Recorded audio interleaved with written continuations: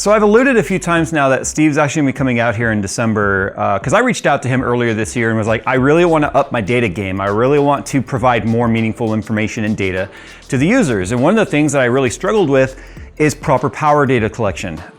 So about a month and a half ago, I ordered all this. So this should help. So this is my AMD test bench right here. This is the X870E Taichi that is also coupled with a 9800X3D right now, because that's what we've been doing most of our testing with. But I had noticed that a lot of the more, we'll just say the affluent data collection people are using a site called Elmore's Labs that I've never even heard of until I started looking on their website, and I was like, wow, there's some really cool stuff. So Elmore, I don't know if his name's Elmore. Anyway, he's in China. I am absolutely blown away by how fast this came. I ordered it. I was like, oh, he's in China, or either China or Taiwan. I can't remember which. I apologize if I'm getting it wrong. But I was like, oh, it's probably gonna take a month or two to get here. It came in like 6 days. And that was insane. So I got 2 of everything actually, and there's more I'm gonna get. I still need to get some dB meters because I'm gonna be doing noise normalization. I need to get some, well, we'll talk about that when I get to it. But anyway, so this is the first thing I'm excited about right here. One of the problems when it comes to collecting power information is the fact that if you rely on software has several things wrong with it actually. One, it can sort of lie to you. It's never gonna be as accurate as a full-on like data measurement where you're actually measuring the power going through cables physically. Software is sort of doing it based on like a calculation. And the problem is that's not always extremely accurate. And it's kind of like what was found with the 285K is the fact that you can't just measure the EPS power anymore and say, oh, that's what the power of the CPU is now. Things are changing in the future and I want to be ready for that. So this right here is the opening thing of a bomber. So this is the PMD. Now it's not the PMD version 2, but this is basically nothing more than a device that captures the voltage going through it for each connection that's plugged into it, whether it be EPS or PCI Express, and then is able to say, here's what the power is going through it, and you collect it through software. So you do collect the data through software, but the measurement is happening physically. So I have a lot to learn when it comes to this sort of stuff, and that's what I'm excited about, kind of getting a crash course from the chart king himself. But I also ordered to go with it, it's this little, it's like a 3D printed, not 3D printed, but acrylic cutout piece on the bottom. Because all this is exposed on the backside, and since that's power, I was like, you know, probably not a good idea for me to have all of that exposed. If there's instructions to put this together on his website, I don't know because I haven't looked, but this is a plastic standoff right here. So that is designed to just give support to that screen right there. So now it's not all wobbly. So that's kind of nice to see. The rest of this looks pretty straightforward. You put the standoffs in each 4 corners, and then you screw through the acrylic on the backside into the standoff, and then same thing from the top. I'll put a link to Elmore's Labs down below if any nerds out there just like this kind of stuff and they want to try it out. I love supporting these indie engineer guys like this. Like, obviously that's why I love Singularity Computers and their power board and all the stuff they've been doing. Obviously Der Bauer, when he came up with the 12 volt high power and the PCI Express power monitor adapter cables that go into your GPU, this essentially will do the same thing because the cable goes through it. But I love this third-party support like this because they come up with some amazing stuff. They see a need and then they go, you know what, how can I fill the void or the gap that exists in this need? So here we got an extra screw. I did put them all in, right? Yeah, we have an extra screw, so that's okay. So here's the cables that come with it. Obviously, this version does specifically have 12 volt high power, so that was something they added later. Here it is right here. So the 12 volt high power, this will be going to the GPU, but they're using PCI Express for that. So I'm actually quite happy for that. So this should be output here to the GPU. Yep. We're using 2 cables for this, not 4. Hopefully the gauge seems like it's thick enough. It should be able to handle a 4090, no problem. A lot of length, which is kind of nice to have.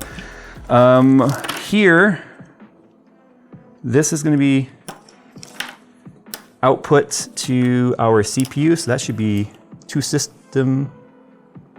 Yes, two system right there. So system is what they're calling CPU. I don't think that's the other one. There we go. You can always tell which one's 12 volt EPS if you're curious because of the fact that it has the double clips, because that can technically split apart in case you're dealing with a motherboard that has like an 8 and a 4. It's really tight, so I'm not gonna pull it apart. So there's that. That's to the system, and technically, now these are PCI Express right here, and I have 3 of them. These are gonna be extras at this point, unless I'm doing supplemental with something else, I guess, that uses PCI Express if I wanted to measure it. I guess if I want to measure how much power the motherboard so a lot of motherboards have supplemental like 8-pin and 6-pin PCI Express on them. So if I ever wonder like how much power is that actually pulling under load, I can measure that now, which is something I couldn't do before. The GPU would tell me what the total power was, and the new like hardware info will show you what the split is between, say, the socket, like PCI Express socket, and what's coming through the 12 volt high power. But it wouldn't necessarily tell me what's coming through like the motherboard supplemental power. So I've always wondered how much those actually matter and how much power actually goes through those. So now I'd be able to measure that. But these Express power supply or PCI Express cables here, these are kind of gonna not matter here in the few years. I don't think any GPUs will be using those. So I'm gonna keep those aside. So this is what the squid looks like right here. I don't know what software yet we use for monitoring this. I have not looked that part up yet. Forgot what I bought. Oh, that's what this is. Okay, I forgot what this was. So I can actually measure the power going through the socket with this guy. So that's what's cool about this. As you can see right here, this is the adapter cable to plug into this. So this would go on to, say, the board right there. And then the GPU mounts onto that. You gotta be very careful to make sure you support it in some way. This was cool about the open bench table. I could probably get custom linked rods here to be able to still mount it down. So anyway, the GPU would attach into it. But as you can see now, we could actually measure the true power being pulled in through the PCI Express slot right there. This reminds me of like a Game Genie for your GPU. Oh yeah, I forgot those were interfaces in between. Yeah. This is a dual K-type temperature monitor. So this is awesome for multiple reasons, and it's apparently AA powered. Wasn't expecting that. New one. No, here's the awesome thing about this is we do temperature testing and stuff. If we want to test specific components, we either have to rely on the temperature software, right, which we've talked about. But if I want to be completely independent from having the machine that's being tested also be responsible for logging itself, that could have impact. And we want to remove that impact from the system that's being tested as much as possible. So not only is this a nice device to have for when you're doing LN2 overclocking and stuff and you can see the readout of the temperatures, because I have a Fluke that will do this, but the Fluke does not log. It doesn't log anything. This will log. And let me tell you the first thing I'm gonna be using this for. I have told you why I did my data room the way I did, that way I could do temperature controlled testing in there. And one of the first things I'm going to do is a video showing you exactly how the ambient temperature is a 1-to-1 ratio with the PC temperature. So if your PC temp, or if your ambient temp goes up 5C, your PC temp will also go up 5C in correlation with its ambient temperature. I can now log that, where I can log the ambient temp and the PC temp together, as long as this probe is put somewhere where I'd be able to actually measure the temperatures. Worst case scenario, I would still have to do software logging in the meantime for the CPU die, because I obviously can't stick this in the die. I'm not gonna do like Steve, I'm not gonna mill a channel in my IHS to put a T-probe in there. I now would be able to have the K-probe, or the K-type right here measuring ambient temperature as well, because that's what these are. These are my, these are the K-type probes right here that I can use. And just having them sitting in the air actually will measure the air environment around it. Which, by the way, I desperately want a laser cutter so I can start making this crap myself. I still don't know exactly which one I should get. So if anyone watching this is very familiar with laser cutters and CO2 laser cutters and all that sort of stuff, help. I don't mean send me one. I mean, help me figure out what the frick to buy, because I'm confused, okay? Anyway, so there's that. Let me put this together real quick. I don't think this is the right way to be doing this, because we found this standoff sort of fits on there. That's really floppy. It's like a tooth that's about to fall off. So yeah, this should definitely be done with a riser cable for this. and not this method. We were just curious, like, would this hold? I'm just laughing at the RTX 4090 and Knuckles. So Phil just made a good point. He's like, oh, your EPS is like super tucked in there. Well, that's what's awesome about the open bench table, is the fact that the motherboard is not screwed down. There, that's it. Boom, so the board's back down. That's in. It's a test bench. It ain't supposed to be pretty. If it's all neat and orderly, then it ain't a test bench. Phil has a really fun idea that we might do off camera, not off camera, but on camera at some point. He's like, what if we plug a power supply into both ends of this? What will happen? I was like, either that's gonna die before the current protection on one of the two power supplies, or they're all gonna die. I don't know.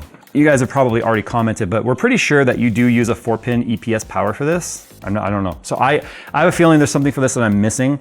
I'm not about to just go plug in EPS powers and stuff and things. Look, I did that once before, a long time ago, and blew up my Pentium D. So that was a long time ago. Look at the refresh rate of that too. Like, its polling rate is pretty fast. It's definitely faster than 1000 milliseconds, was what we're used to in like hardware monitor. This is why Steve's charts are so much smoother, because he's getting more data points. Whereas if you do it with hardware info, you can only do it every 1000 milliseconds. Yes, you can tell hardware info to go faster than that, but you get 0 cells because you don't actually get feedback from the thing it's polling that fast sometimes. This is awesome. So let's go Cinebench R23 CPU. Oh yeah, look at that. It's actually maybe slightly higher than we were seeing with software. Oh my goodness, imagine that. Dude, look how efficient it is. Look how low it goes down. If I wiggle the mouse, it should go up, watch. See? It takes 5 watts. People forget wiggling the mouse, especially during benchmarking and stuff, hurts your numbers. It does take CPU. So it's at 10 watts, 11 watts, right? I'm gonna wiggle the mouse. It went to 30 for a second there. And see, the log would catch that 30 because it's so much faster than 1000 milliseconds. All right, let's do GPU test now. Yeah, so 350 watt right now in heaven. Makes sense, there's no RT. It's not stressing it nearly as hard, but yeah. Dude, I'm excited about this. Okay, so total power right now while gaming, 380. That's just gonna be CPU and GPU combined. Yeah, look at that. Oh, thank God, I'm so happy.